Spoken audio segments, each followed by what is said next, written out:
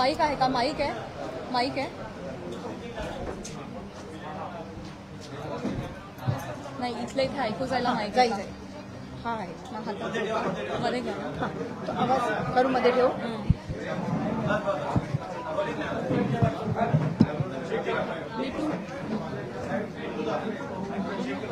Hello hello hello hello hello, ऐकू येत आहे?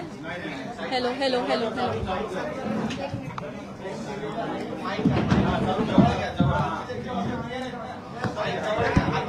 हॅलो, आता थोडा वेळ घेऊन खायचा.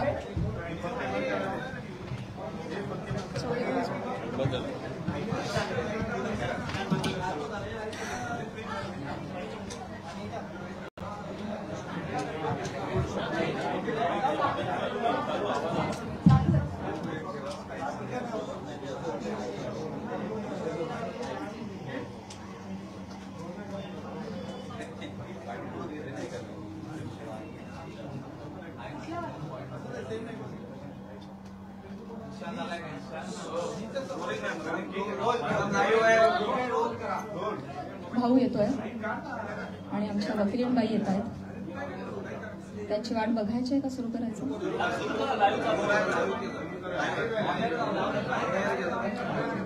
सगळ्यांना नम्रतापूर्वक नमस्कार. इतक्या मोठ्या संख्येनं तुम्ही सगळेजण आलात, शॉर्ट नोटीसवर आलात, मनापासून धन्यवाद. तुम्हा सगळ्यांना आज आपण इथे का जमलोय हा विषय माहिती आहेच आहे. बीड जिल्ह्यातील माननीय आमदार श्री सुरेश धस यांनी काल प्रसार माध्यमांशी बोलताना जी काही टिप्पणी केली त्या संदर्भात तीव्र निषेध व्यक्त करण्यासाठी आज मी तुम्हा सगळ्यांसमोर आलेली आहे. काल नाही तर गेले 1.5 महिन्यापासून हा सगळा प्रकार चालू आहे आणि गेले 1.5 महिने अत्यंत शांततेनं मी या सगळ्याला सामोरी जाते. सगळ्या ट्रोलिंगला, सगळ्या निगेटिव्ह कमेंट्सना. आणि ही माझी शांतता, माझी मूकसंमती नाहीये. मी माझ्यासारख्या अनेक महिला, कलाकार या सगळ्यांचीही हतबलता आहे. हे शांत राहणं तुम्हा सगळ्यांमुळे कुठे ना कुठेतरी आमच्यावर बेतलेलं आहे. एक व्यक्ती आपल्या कुठल्या तरी रागाच्या भरात, उद्वेगाच्या भरात काहीतरी बरळून जाते. त्यानंतर त्या 2 वाक्यांचा मीडिया 1000 व्हिडिओ करतो, तेवढेच शब्द पकडतो, त्याच्यावर 1000 व्हिडिओज बनतात युट्यूब चॅनल्सवर. मग एका सेलिब्रिटीला त्याच्यावर वक्तव्य करणं भाग पाडलं जातं. मग ती बोलते, मग परत पहिल्या व्यक्तीला वाटतं आता आपण बोललंच पाहिजे, मग ती परत व्यक्ती बोलते, मग आता परत बोलणं क्रमप्राप्त होतं कारण आता नाही बोलली का, गप्प बसली का, मागे हटली, मग ही परत व्यक्ती बोलते. ही चिखलफेक चालू राहते, महिलांची अब्रू निघत राहते आणि सगळ्यांचं मनोरंजन होतं. हे होऊ नये, सगळ्या समाज माध्यमांसमोर ही चिखलफेक होऊ नये म्हणून मी यात पडले नाही. मी शांत बसणं हा पर्याय स्वीकारला. या गटारात मी दगड टाकणं योग्य समजलं नाही. ऑल्सो मला असं वाटलं की हा विषय इतका खोटा आहे, ही गोष्ट इतकी धादांत खोटी आहे, त्याला काही बेस नाही. एका सांस्कृतिक कार्यक्रमामध्ये सत्कार स्वीकारताना काढला गेलेला एक फोटो, ती आमची एकमेव भेट, धन्यवाद, हा एकमेव संभाषण, एक शब्द, याच्यावरून एवढी आवई उठावी, त्याला मी का प्रत्युत्तर देऊ? जेव्हा त्या गोष्टीवर मी भाष्य करते, 10 लोकांपर्यंतची गोष्टी 1000 लोकांपर्यंत पोहोचतात. ती जर गोष्ट खोटीच असेल तर ती किती काळ टिकणार, त्या गोष्टीला आपण किती महत्व द्यायचं? म्हणून मी त्या गोष्टीकडे दुर्लक्ष केलं. शांत बसणं मी योग्य समजलं आणि याला भरपूर साथ होती ती मी ज्या व्यक्तींबरोबर काम करते, ज्या संचाबरोबर काम करते, माझं कुटुंब, माझा मित्रपरिवार, सगळे आप्तेष्ट, महाराष्ट्रातली जनता, प्रेक्षक ज्यांचं प्रेम आहे माझ्यावर. कोणीही माझ्यावर एका शब्दानेही कधी शंकेच्या दृष्टिकोनातून पाहिलं नाही, कधीही मला विचारलं देखील नाही. प्रत्येक जण भेटला त्यावेळी हे म्हणाला, प्राजक्ता योग्य करतेस, शांत राहा, धीरानं सामोरी जा. या आशा आवया उठतात आणि निघून जातात, सरपास होतात, तू शांत राहा, धीरानं सामोरी जा. ह्या सगळ्यांचा माझ्यावरचा विश्वास नाही. मी आधी पूर्ण करेन माझं सगळं. माईक मध्ये सर्व इको होतो, त्याच्यामुळे तुम्ही फक्त माईक विदाउट माईक तुम्ही बोला. Sorry for interrupt.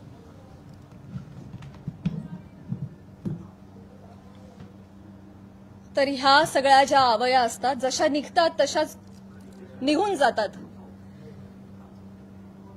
असं सगळं असल्यामुळे आणि या सगळ्यांचा पाठिंबा आणि माझ्यावरचा विश्वास इतका दांडगा होता, ही माझ्यासाठी अत्यंत जमेची बाजू होती.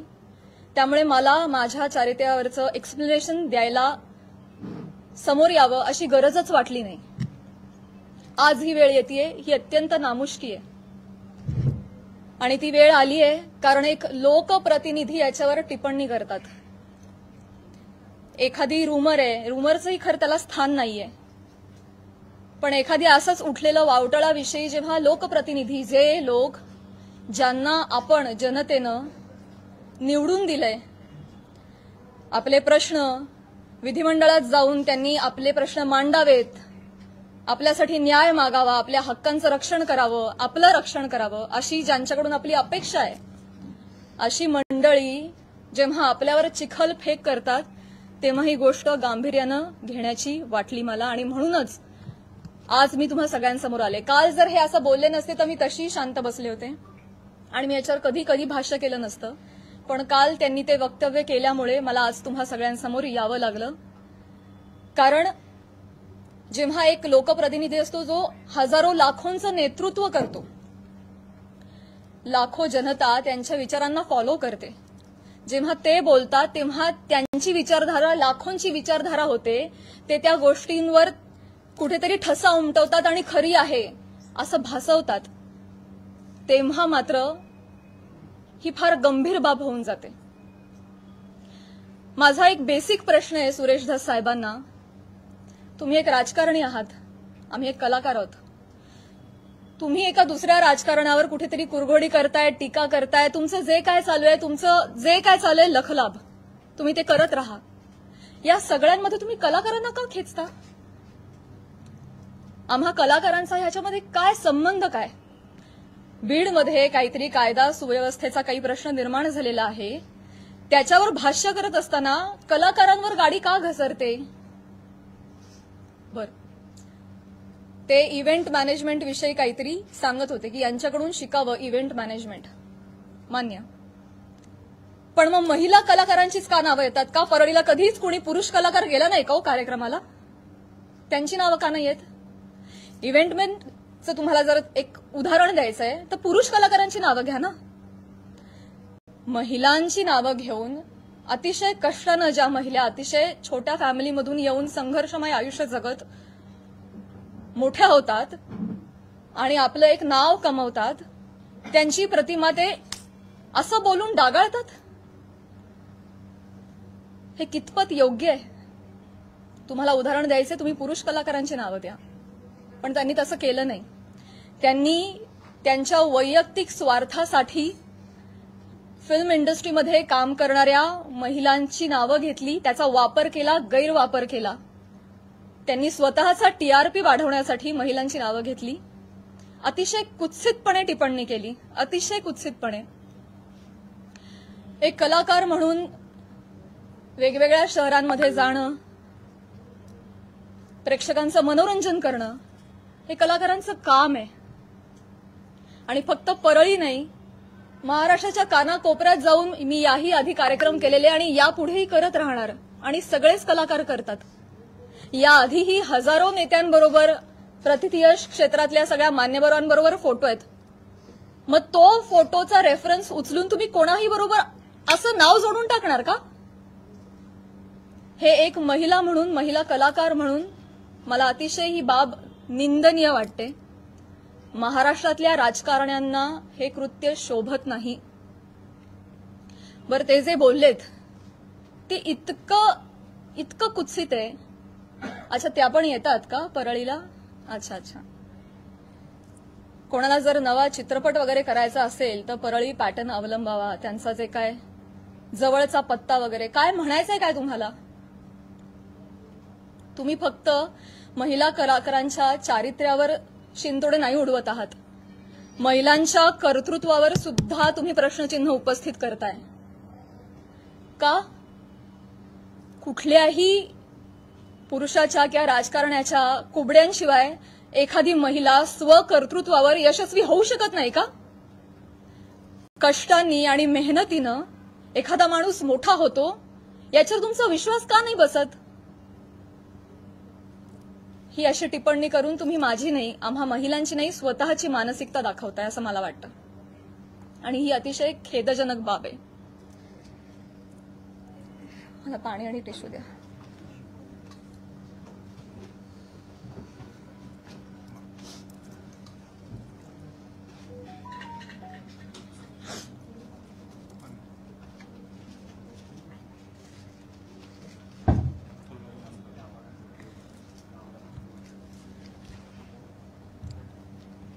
महिलांची अब्रू, इस्पेशली फिल्म इंडस्ट्रीमधल्या महिलांवर फार सॉफ्ट कॉर्नर, फार सॉफ्ट टार्गेट, कोणी यावं पटकन नावं घेऊन जावं. तुम्ही तुमच्या राजकारणासाठी मी विनंती करते, तुमच्या वैयक्तिक राजकारणासाठी तुम्ही फिल्म क्षेत्रामधल्या महिलांच्या नावाचा गैरवापर करणं बंद करावं अशी मी त्यांना विनंती करते. आणि ज्या कुत्सितपणे त्यांनी टिप्पणी केली आहे, या सगळ्या गोष्टीचा प्रसार माध्यमांसमोर हशा पिकवण्यासाठी त्यांनी उपयोग केलेला आहे. हे वागणं महाराष्ट्रातल्या राजकारण्यांना शोभत नाही, ही अतिशय निंदनीय बाब आहे. आणि म्हणूनच ज्या कुत्सितपणे त्यांनी टिप्पणी केली आहे आणि हशा पिकवलाय, प्रसार माध्यमांसमोर कसं बोलावं, काय बोलावं याचं ज्यांना भान नाहीये त्यांना मी विनंती करते की त्यांनी तितक्याच विनम्रतेनं माझी जाहीर माफी मागावी. आणि फक्त माझीच नाही, माझ्याबरोबर अनेक महिलांचा त्यांनी चुकीचं नाव घेऊन उल्लेख केलेला आहे. आणि या गोष्टीचा एक उपयोग करून मी त्यांना हेही सांगू इच्छिते की अशा पद्धतीनं कुठल्याही राजकीय गोष्टीसाठी फिल्म इंडस्ट्रीमधल्या महिलांच्या नावाचा गैरउपयोग होता कामा नये. पुढे जाऊन मी हेही सांगू इच्छिते, मी आज महिला आयोगाकडे तक्रार केलेली आहे. फोन सायलेंट करा.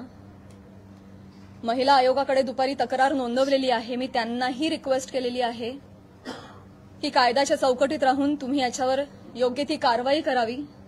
मी देखील कायदेशीर कारवाई करत राहीन. याचबरोबर माननीय मुख्यमंत्री साहेब, उपमुख्यमंत्री साहेब यांना देखील मी विनंती करते, काय या दोन व्यक्ती दोन वाक्य बोलून गेल्या, पण प्रसार माध्यमं तेवढीच दोन वाक्य घेऊन त्याचे 1000 व्हिडिओ बनवतात, इतके वाईट मथळे देतात, हेडलाईन्स देतात. समोरच्या माणसाच्या आयुष्यात तुमच्या या मथळ्यांमुळे एक वादळ येऊ शकतं, त्यांच्या करिअरवर परिणाम होऊ शकतो, त्यांची प्रतिमा डागाळली जाऊ शकते, त्यांचं करिअर बर्बाद होऊ शकतं, ते डिप्रेस होऊ शकतात, ते आत्महत्या करू शकतात. तुम्हाला काळजी वाटत नाही या गोष्टीची? आपण आपला टीआरपी वाढवण्यासाठी,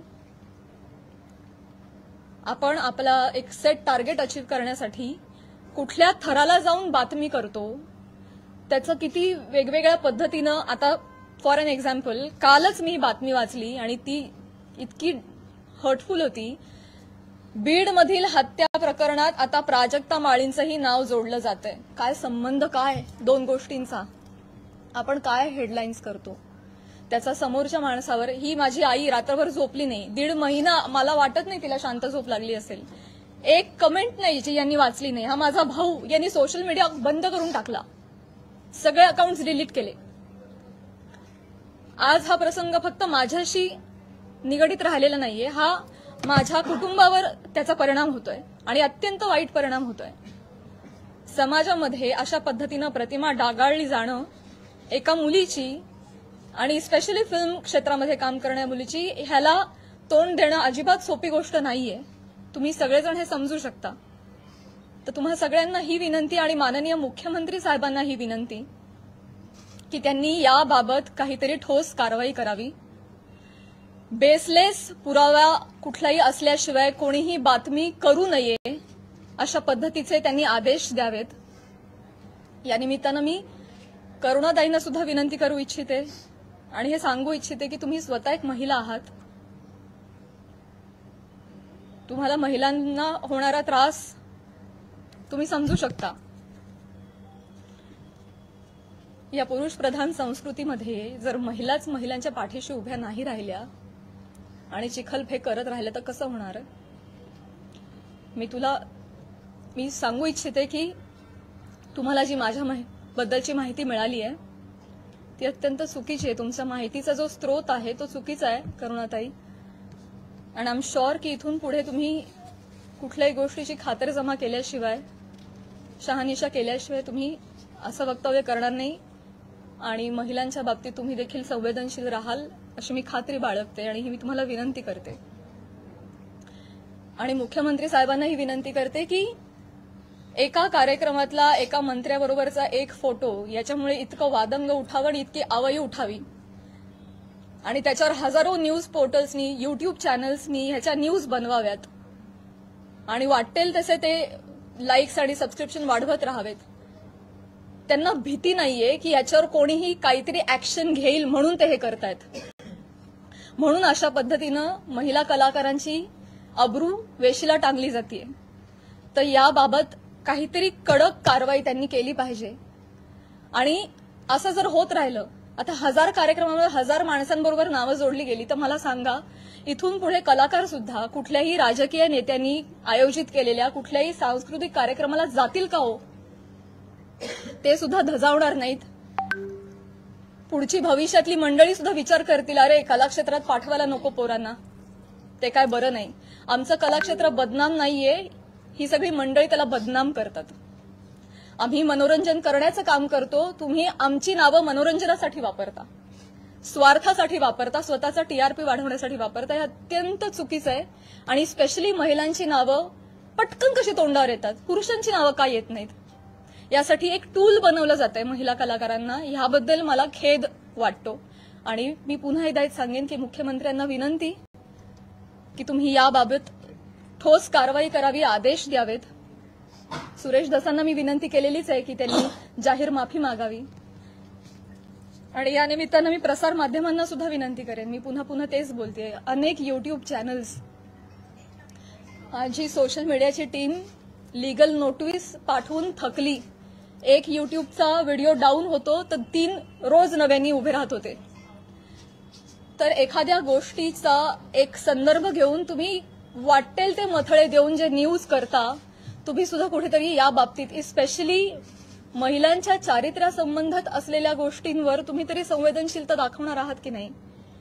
टीआरपीसाठी तुमचं टार्गेट कंप्लीट करण्यासाठी किती खालच्या थराला जाऊन तुम्ही बातम्या करता हे योग्य आहे का अशी मला तुम्हालाही प्रश्न विचारायचे आणि तुम्हालाही विनंती करायची की आपण सुद्धा एक सभ्यतेची पातळी सोडली नाही पाहिजे.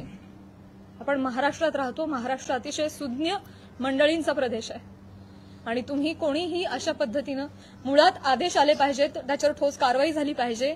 आणि आपण एक माणूस म्हणून सुद्धा एक मराठी माणूस म्हणून सुद्धा आपण सुद्धा आपल्याला काहीतरी नियम घालून घेतले पाहिजेत असं मला वाटतं. मी माझं पूर्ण करते भाऊ. या निमित्तानं महाराष्ट्रातल्या जनतेला सुद्धा मला म्हणायचं आहे की आपण आता एआयच्या जमान्यात आहोत. सोशल मीडियावर वाटेल तसे लोक व्यक्त होतात. मॉर्फ करणं video photo call recordings fake generate करणं फेक चॅट्स करणं हे अतिशय सोपं आहे. डाव्या हाताचा मळ आहे. आता हे फार अवघड नाही राहिलेलं आहे. तर महाराष्ट्रातल्या जनतेनं सुद्धा सतसत विवेकबुद्धी जागरूक ठेवावी आणि आपण सोशल मीडियावर कसे व्यक्त होतो याची सभ्यता पाळावी. आपल्या आई बहिणीच्या बाबतीत जर अशी गोष्ट घडली असती तर आपण असं लिहिलं असतं का असं त्यांनीही विचार करावा. सारासार विचार करून व्यक्त व्हावं. सगळ्यांनीच ही जी बाब आहे ती अतिशय गांभीर्यानं घ्यावी. इथे मी फक्त माझ्या न्यायासाठी नाही बोलते. इथे मी आज सगळ्या सिने क्षेत्रात कला क्षेत्रात काम करणाऱ्या सगळ्या महिलांच्या वतीनं बोलतीये. आज त्यांचं प्रतिनिधित्व करते असं मी म्हणेन. की समाजामध्ये उजळ माथ्यानं जगण्यासाठी आम्हाला एक फ्रीडम असलं पाहिजे, एक मान सन्मान ठेवला गेला पाहिजे. यासाठी तुम्ही सुद्धा ती डिग्निटी पाळणं गरजेचं आहे आणि तो मान सन्मान देणं गरजेचं आहे असं मला वाटतं आणि तुम्ही ते कराल अशी मी आशा व्यक्त करते. एक प्रश्न असा होता आता आपण ज्या पद्धतीने आता एकच प्रश्न आहे काही सुरेश दास महिला आयोगाकडे आपण अच्छा ओके वन बाय वन जाऊया. सुरेश दास म्हणताय प्राजक्ता माळींची माफी मागणार नाही. सुरेश दास म्हणताय प्राजक्ता माळींची मी जाहीर माफी मागणार नाही. मी त्यांना मागणी केलेली आहे.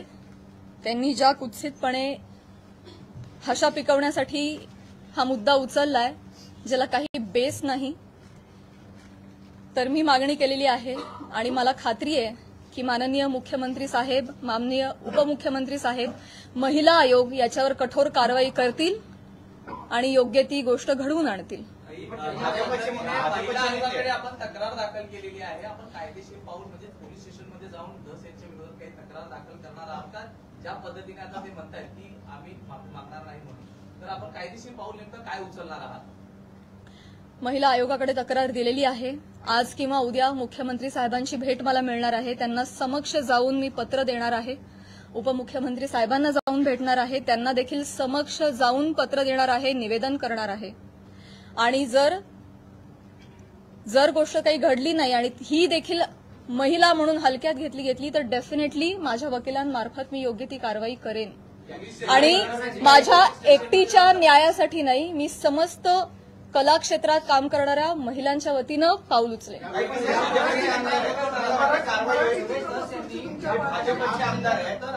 मुख्यमंत्री गृहमंत्री कारवाई करतील असं वाटतं. आता तुम्हाला एक चान्स दिला ना, बाकीच्यांना पण चान्स. या प्रकरणाची सुरुवात तुम्ही उल्लेख देखील केला करुणा मुंडे यांच्या व्हिडिओपासून झाली होती, तर तुम्ही सुरेश दस यांच्यावरती कारवाई करावी अशी मागणी करताय.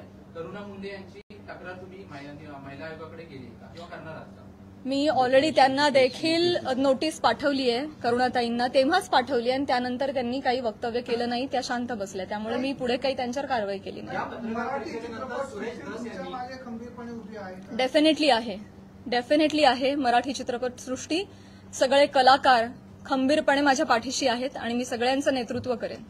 सुरेश दस यांनी ही पत्रकार परिषद चालू आहे त्याच्यानंतर त्यांनी प्रतिक्रिया अशी दिली की हे संतोष देशमुख प्रकरण दुसरीकडे नेण्यासाठी म्हणून तुम्ही ही पत्रकार परिषद. मला हेच सांगायचं आहे तुम्हाला सगळ्यांना, हेच सांगण्यासाठी आज मी आली आहे की तुमच्या राजकीय हेतूसाठी तुम्ही कला क्षेत्रातल्या कलाकारांची नावं का जोडताय? कलाकारांचा आणि राजकारणाचा काही एक संबंध नाहीये. तुम्ही जर कालच्या त्या भाषणामध्ये आमचं नाव घेतलं नसतं तर आज मी तुमच्यासमोर इथे नसते. मी आज माझ्या ज्योतिर्लिंग यात्राला असते. त्यांनी नाव घेतल्यामुळे आज मला इथे बसावं लागतंय. त्यांनी सुरू केली ही गोष्ट. त्यामुळे तुम्ही असा अर्थ जोडू नका, ही तुम्हालाही विनंती. आणि मुळात राजकारणाचा आणि कलाकारांचा काही संबंध नाही. तुम्ही तो ओढून आणू नका. स्पेशली महिला कलाकारांना तुम्ही इथे त्यांच्या प्रतिमा डागाळू नका. येस, हो, इथे मुलगी बोलतीये. या सगळ्या चिखलफेकमुळे कुठेतरी कलाकार कोणत्याही गोष्टीवर भूमिका घेताना म्हणजे काचकूच करतात असं वाटतं का? भीती वाटते ना, कारण प्रसार माध्यमं त्याला चुकीची प्रसिद्धी देतात. मग यामुळेच पुढे कधी म्हणूनच मुख्यमंत्र्यांना मी विनंती करणार आहे की जर कुठलाही पुरावा नसेल तर प्रसार माध्यमांनी, स्पेशली युट्यूब चॅनल्सनी जर अशा काही बातम्या केल्या तर त्यांच्यावर कठोर कारवाई करावी. इनफॅक्ट तशा पद्धतीचे निर्देश त्यांनी आत्ताच जारी करावेत. सुरेश दासांनी फक्त माफी मागावी एवढंच तुमची मागणी आहे की कारण जरी त्यांनी माफी मागितली तरी त्यांच्यावर कारवाई करण्यात येईल अशी? मला आहे ना प्रॉब्लेम एक दोन व्यक्तींनी बोलण्याचा नाहीये. या मला प्रवृत्तीचा त्रास आहे. हा प्रघात पडता कामा नाहीये की कोणीतरी काहीतरी फार कष्टाने नाव कमवतो, कोणीतरी एक काहीतरी येऊन बोलून जातं आणि अख्खी इमेज डागाळते. स्पेशली महिलांच्या बाबतीत मी पुन्हा तेच म्हणेन की नाव घेताना त्यांनी 3 महिलांचं का नाव घेतलं? पुरुष कलाकार गेलेच नाहीत का हो परळला कधी कार्यक्रमाला? मी जेव्हा गेले होते कार्यक्रमाला तेव्हा माझ्याबरोबर सुद्धा प्रसाद खांडेकर, गौरव मोरे ही मंडळी होती. अमीर हडकर, आमचे सगळे कलाकार होते. त्यांची नाही नावं आली. त्यामुळे स्त्री कलाकारांना याच्यामध्ये गोवू नये. राजकारण्यांनी स्वतःच्या स्वार्थापायी टीआरपी त्यांच्या अशा पद्धतीनं वाढवू नये आणि गैरवापर करू नये. हिंदी असो किंवा मराठी सिनेमा, राजकीय नेते मुख्यतः कलाकारांना टार्गेट करतात. हे हेतुपुरस्सर किंवा जाणीवपूर्वक वक्तव्य केल्यानंतर त्यांना प्रसिद्धी मिळते. मला हे माहिती नाही ते देण्यासाठी असं वक्तव्य होतं असं वाटतंय का? आणि याचा पाठपुरावा म्हणून तुम्ही कलाकारांची काही संघटना बांधणार का किंवा त्याला एकत्र आणणार का आगामी काळात? मला हेच म्हणायचं आहे की ते काहीतरी बोलून जातात, एक काहीतरी वल्गना करून जातात. खरं तर त्यांनी अशा पद्धतीच्या वल्गना हाणून पाडल्या पाहिजेत एक लोकप्रतिनिधी म्हणून, पण ते त्याला हवा देत आहेत ही गोष्ट चुकीची आहे. पण त्यांना जेव्हा कळेल पुढे जाऊन की त्यांच्या एका वक्तव्याचे 1000 वेगळ्या पोर्टल्सनी 1000 न्यूज केल्यात हे त्यांना कळल्यानंतर खरं तर तेही करणार नाहीत, करुणाताई बोलणार नाहीत. पण त्यांना ही पुढे गोष्ट एवढी मोठी घडतीये ह्याची त्यांना कल्पना नसावी कदाचित. मला जेवढे त्या 2 व्यक्ती बोलल्या याचा त्रास आहे तेवढाच त्रास मला प्रसारमाध्यमांनी केलेल्या फेक न्यूजचा देखील आहे. सो डेफिनेटली याच्यावर कारवाई व्हावी असं मला वाटतं. या विषयांवर बोलणं टाळतात, सोडून देतात. त्याच्यामुळे तुम्हाला वाटतं का की त्यांना बोलायला वेळ मिळतो किंवा तो चेष्टा मस्करीचा विषय होतो? करुणा मुंडेंनी जेव्हा तुमच्यावर टीका केली तेव्हा जर तुम्ही उत्तर दिलं असतं किंवा पुन्हा एकदा तुमचं नाव अशा प्रकारे घेतलं गेलं नसतं असं वाटतं? पुन्हा एकदा मी तेच म्हणेन, पुन्हा एकदा मला तेच म्हणायचंय का कलाकार पुढे येत नाही. मी पहिलं वाक्य म्हणाले की या सगळ्यामध्ये आमची हतबलता आहे गप्प राहण्यामध्ये. का? कारण समाज माध्यमांमध्ये ही चिखलपेक चालू राहते. विषय एवढा असतो कुठेतरी वेगळीकडे जाऊन पोचतो. आज तुम्हाला काय वाटतंय हे चालू राहतं. त्यामुळे कलाकार शक्यतो यामध्ये पडत नाहीत.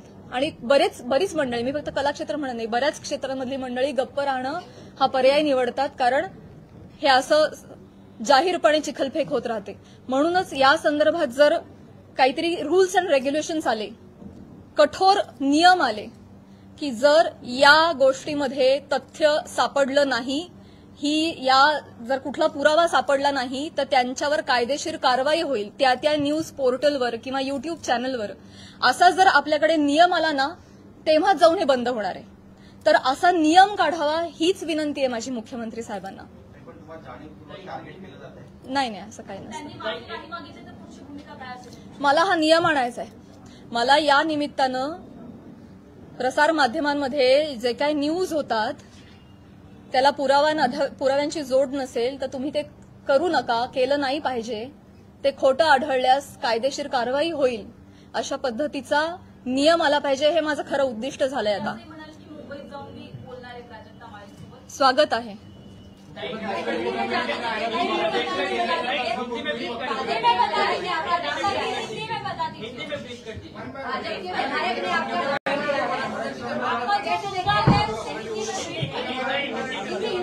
ओके, एका पत्रकाराला एकच देते. एका पत्रकाराला 4 वेळा संधी नाही मिळू शकणार.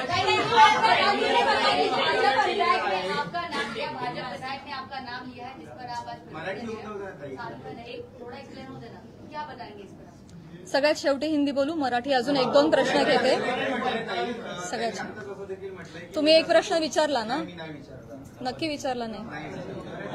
माईक खाली त्यांनी असं देखील म्हटलंय की मी असं कोणतंही ऑब्जेक्शन घेण्यासारखं वक्तव्य बोललेलो नाही आणि माझ्यासाठी प्राजक्ता माळी हा विषय संपलेला आहे असं देखील वक्तव्य केलेलं आहे. काय सांगा? मी ते बघितलं नाही, परंतु अच्छा त्या पण आल्या का? येतात का परळीला? अहो परळीला नाही, सबंध महाराष्ट्रात फिरतो आम्ही, देशाबाहेरही कार्यक्रमाला जातो. परळी पॅटर्न, जवळचा पत्ता, तुम्हाला जर चित्रपट बनवायचा असेल तर परळी पॅटर्न म्हणजे म्हणायचं काय? हे डेफिनेटली अतिशय निंदनीय वाक्य आहेत, अतिशय डिरोगेटरी आहेत. यामागचा सूचित अर्थ कळू नये इतका महाराष्ट्र आणि मी दुधखुळी नाहीये. त्यांना जे आडून बोलायचं होतं हे सगळ्यांना कळतंय. त्यामुळे परळीला येतात म्हणजे मी काहीच बोलू नये असं नसतं. नुसतं ताई म्हणून काही होत नाही. त्याच्या अवतीभवती तुम्ही जे हातवारे करता, तुमचे जे हावभाव असतात, एका महिलेचं चारित्र्य एवढ्या रिॲक्शननी सुद्धा डागाळू शकतं. समाज माध्यमांसमोर, प्रसार माध्यमांसमोर हशा पिकवण्यासाठी त्यांनी हा मुद्दा वापरलाय. तो डेफिनेटली अतिशय निंदनीय आहे, अतिशय खालच्या पातळीचा आहे आणि तो चुकीचा आहे, याचा मी निषेध करते. क्लॅरिफिकेशन देताना नेहमी महिलाच का देतात? तुम्हाला वाटत नाही का ज्यांच्याशी नाव जोडलं जातं त्यांनी सुद्धा हे दिलं पाहिजे? आतापर्यंत बॉलिवूडमध्ये सुद्धा अशा अनेक गोष्टी घडलेल्या आहेत, पण महिलाच टार्गेट का होते याच्यावर तुम्हाला काय वाटतं? हाच माझा प्रश्न आहे मुख्यमंत्री साहेबांना सुद्धा, की हे महाराष्ट्रामध्ये एक निर्भेळ वातावरण कलाक्षेत्रातल्या महिलांच्या बाबतीत असलं पाहिजे आणि आम्ही सॉफ्ट टार्गेट होता कामा नये. कुठल्याही राजकीय व्यक्तींच्या स्वार्थापायी आमच्या नावांचा गैरवापर झाला नाही पाहिजे, हीच तर माझी विनंती आहे. आणि हे दुःख आहे, आणि हे दुःख आहे. आज मला माझ्या चारित्र्याच्या क्लॅरिफिकेशनसाठी प्रेस कॉन्फरन्स घ्यावी लागते. हीच निंदनीय गोष्ट आहे. हे महाराष्ट्रात होत आहे, सावित्रीच्या लेकींबाबत होत आहे. मला याचं दुःख आहे. करुणा मुंडेंनी ज्या पद्धतीने सुरुवात केली किंवा सुरेश दसनी ज्या पद्धतीने सुरुवात केली, पण ह्या सगळ्या घोटाळ्यामध्ये ज्या व्यक्तीसोबत नाव जोडलं गेलं, परळीच्या एका व्यक्तीसोबत नाव जोडलं गेलं, तर तुला असं नाही वाटत का की त्या व्यक्तीकडून सुद्धा काहीतरी वक्तव्य आलं पाहिजे की जे काही चालू आहे त्याच्या? नाही, मला नाही वाटत. नाही. मुख्यमंत्री देवेंद्र फडणवीस सुरेश दसांवरती कारवाई करतील असं वाटतं का तुमच्या पिढीनंतर? मी म्हटलं ना, त्यांनी माफी मागणं, त्यांनी बोलणं, त्यांना हा प्रकार चुकीचा आहे हे कळलं पाहिजे. त्याचे परिणाम काय होतात हे कळलं पाहिजे आणि पुढे जाऊन या बाबतीत कठोर नियम झाले पाहिजेत. हे आता माझा मोठा उद्दिष्ट आहे. एका व्यक्ती संदर्भात तेवढा मुद्दा, त्यांची माफी, एवढा छोटा विचार मी नाही करणार. या बाबतीत काहीतरी कठोर निर्णय झाले पाहिजेत, काहीतरी रूल्स अँड रेग्युलेशन्स बसले पाहिजेत. इथून पुढे कुठल्याही महिला कलाकाराला, ही मी आज ह्या सगळ्या गोष्टीची पार्श्वभूमी घेऊन म्हणते, भविष्यात मला किंवा कला क्षेत्रात काम करणाऱ्या कुठल्याही महिलेला अशा पद्धतीच्या गोष्टींना सामोरं जायची वेळ येऊ नये यासाठी मी प्रयत्न करेन. आता तुम्ही म्हणाला की कला राजाश्रय मिळालेले मुक्ती होते आणि असंही म्हणाला की महाराष्ट्रभर आम्ही जर नाहीच फिरलो रसिकांचं कसं मनोरंजन होणार? अगदी बरोबर आहे, पण तुम्ही बाहेर नाही गेला तर त्याचं तुमचं नुकसान आहे, तुमचीच कला जनतेसमोर येणार आहे, असं वाटत नाही तुम्हाला? मला प्रश्न नाही कळला. ठीक आहे. कलेला राजाश्रय मिळाल्यानंतरच ती कला मोठी होती.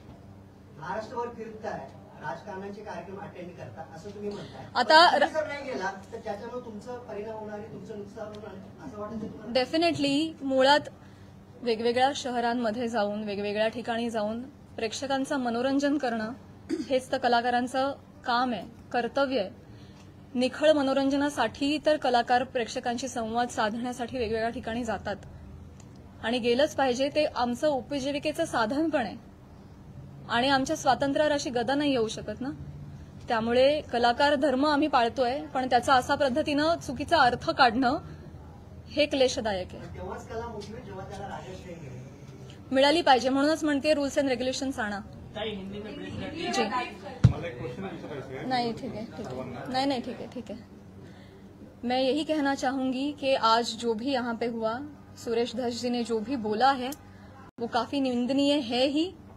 उसके खिलाफ हम काम करेंगे डेफिनेटली. महिला आयोग भी करेंगे, माननीय मुख्यमंत्री जी भी करेंगे. सबसे मैं निवेदन करूंगी, लीगल एक्शन भी लिए जाएंगे. लेकिन इसके परे जाके मैं ये रिक्वेस्ट करना चाहूंगी गवर्नमेंट से कि जो भी एक दो व्यक्ति कुछ बोल जाते हैं, उसके बाद जो हजारों न्यूज चैनल्स, यूट्यूब चैनल्स जो ब्रेकिंग न्यूज बनाते हैं और फेक न्यूज बनाते हैं विदाउट एनी स्ट्रॉन्ग प्रूफ्स, उसके खिलाफ कुछ स्ट्रॉन्ग एक्शन ली जाए, उस पे कुछ रूल्स एंड रेगुलेशंस बनाए जाए. तब जाके ये सही मामले में एक व्यक्ति किसी को सॉरी बोल देता है और मामला खत्म हो जाता है. इतना छोटा ये नहीं होना चाहिए. इसके परे जाके हमारी गवर्नमेंट ने महिलाओं के हित के लिए उनके अगेंस्ट जो ये फेक न्यूज बनती है उसके खिलाफ उन्होंने कठोर रूल्स एंड रेगुलेशंस बनाने चाहिए. ये मेरी उनसे रिक्वेस्ट है. आपकी इस मामले में सीएम और डीसीएम किसी से बात हुई है? जी, आज सुबह मैंने उनका टाइम लेने के लिए फोन किया था और हमारी बात भी हुई. जी, और उन्होंने भी ये बोला कि ये नॉनसेंस मैं भी बिल्कुल टॉलरेट नहीं करूंगा और मैं आपको प्रेस कॉन्फ्रेंस लेने से नहीं रोकूंगा. आप प्लीज जाइए, प्रेस कॉन्फ्रेंस लीजिए. मैंने ऑलरेडी धस जी से बात की है और ये नॉनसेंस हम कोई भी टॉलरेट नहीं करेगा और मैं आमने सामने जाके भी उनसे ये बात करूंगी. कार्रवाई करने का उन्होंने कोई आश्वासन दिया है सीएम? मैं बोलूंगी कि कार्रवाई क्या होता है. एक व्यक्ति सॉरी बोल के निकल गया, इतना छोटा ये नहीं होना चाहिए. ये आगे जाके हो ही नहीं, इसलिए कुछ कार्रवाई होनी चाहिए. आपने महिला आयोग में भी शिकायत जी, शिकायत में आपने क्या मांग की? इस पे कार्रवाई होनी चाहिए और इस पे रूल्स एंड रेगुलेशंस बिठाने चाहिए, यही लिखा है. क्या सोशल मीडिया पे आपको बहुत परेशान किया जा रहा है, उस पर भी आपने बात की? मैंने ये बोला अभी, महाराष्ट्र के सारे जनता को मैंने अपील किया है कि हम भी एक डिग्निटी मेंटेन करें. क्या लगता है प्राजक्ता जी आपको क्यों टारगेट किया जा रहा है? कुछ टारगेट नहीं किया जा रहा है, ठीक है। सुरेश दत्त कह रहे हैं कि वो माफी नहीं मांगेंगे, इस पर आपको क्या कहते हैं? मैंने बोला, सिर्फ माफी की मैंने बोला। जय हिंद, जय महाराष्ट्र।